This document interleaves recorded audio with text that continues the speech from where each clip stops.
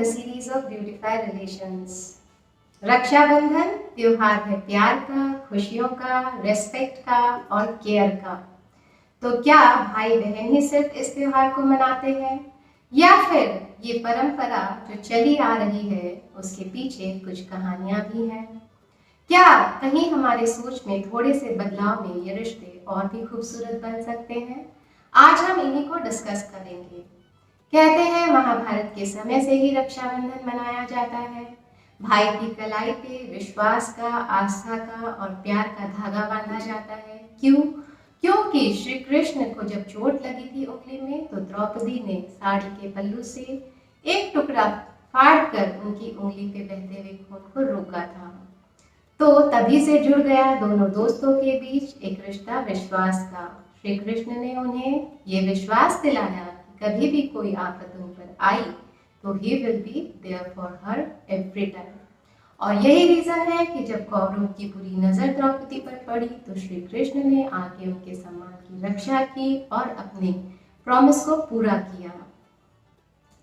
आज के वर्ल्ड में ऐसा मैजिक हम एक्सपेक्ट नहीं कर सकते हैं, लेकिन हर भाई इतना जरूर कर सकता है कि अपनी बहन को सेल्फ डिफेंस के लिए मोटिवेट करे, अपनी रक्षा कैसे करनी है और अपनी रक्षा में किस तरह केपेबल होना है, इसके लिए एक भाई अपनी बहन को सपोर्ट दे सकता है।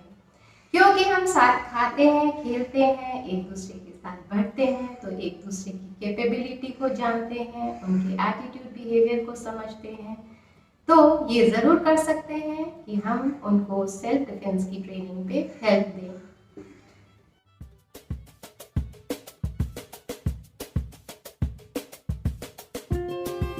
दूसरी चीज कहते हैं कि जब राजा इंद्रदेव राक्षसों से लड़ाई कर रहे थे तो उनकी पत्नी सची ने पूरी प्रजा की तरफ से सारी गुड विशेस एक धागे पे बांधकर राजा की कलाई में बांध दी थी। इसके पीछे है एक बिग पर्पस।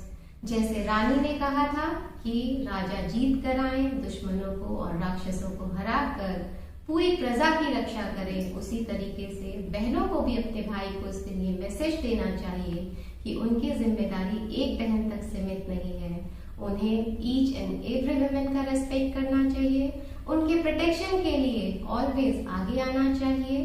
साथ ही साथ वुमेन की डिग्निटी, वुमेनहुड को जब वो रेस्पेक्ट करेंगे तो आप अपने समाज को और बेटर बनाने में हेल्प कर पाएंगे। फिर कहते हैं धीरे धीरे आउटसाइडर्स ने हम पे अटैक किया और उस वक्त वुमेन की पोजीशन वीक होने लगी और धीरे धीरे वुमेन की खुशियां डिपेंड होने लगी उनके लॉज पर, उनके हस्बैंड पर।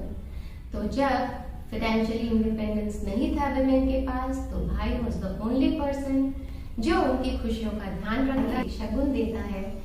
इस परंपरा की शुरुआत उसी वक्त से हुई ताकि बहन अपनी छोटी छोटी खुशियों के लिए किसी का मुंह ना देखे। लेकिन वक्त बीतता गया, बातें रह गई। आज भी हम गिफ्ट एक्सचेंज करते हैं, लेकिन बस फर्क इतना है कि आज इसका फेस चेंज हो गया है। आज रिश्तों के धागे सुलझने की बजाय उलझते जा रहे हैं, पैसे प्रॉपर्टी में रिश्ते कहीं दबते जा रहे हैं।